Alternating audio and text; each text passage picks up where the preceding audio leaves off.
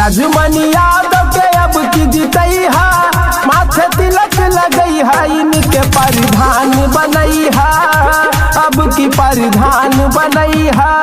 चाचा चाची भैया भाभी बतिया के ला हमरे मान हो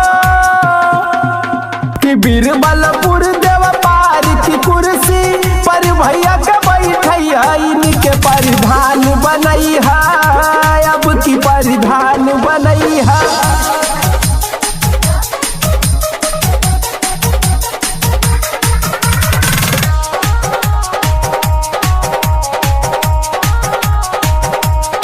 राजमणि यादव जिंदाबाद जिंदाबाद जिंदाबाद। हमारा प्रधान कैसा हो, राजमणि यादव कैसा हो।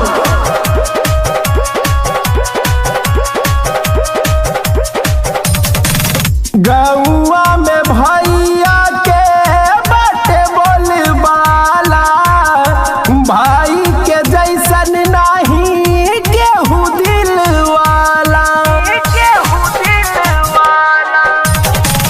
गौआ में भैया के बाटे बोलबाला, इनका के जैसन नहीं केहू दिल वाला, कि सब कर होले भैया सहैया, हवन हिम्मत वाला, इनके प्रधान बनई हा, अब की प्रधान बनई हा। राजमणि यादव जिंदाबाद जिंदाबाद जिंदाबाद। हमारा प्रधान कैसा हो, राजमणि यादव कैसा हो।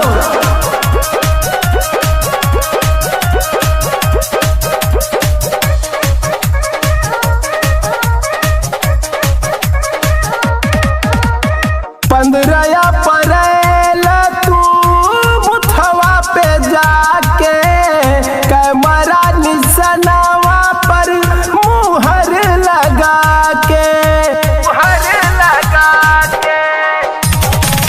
15 अप्रैल तू बुथवा पे जाके कैमरा निशानवा पर मुहर लगा के, कि रंजित रामेश कह कर जोरी गाँव के नाम बढ़ई है, इनके प्रधान बनई है।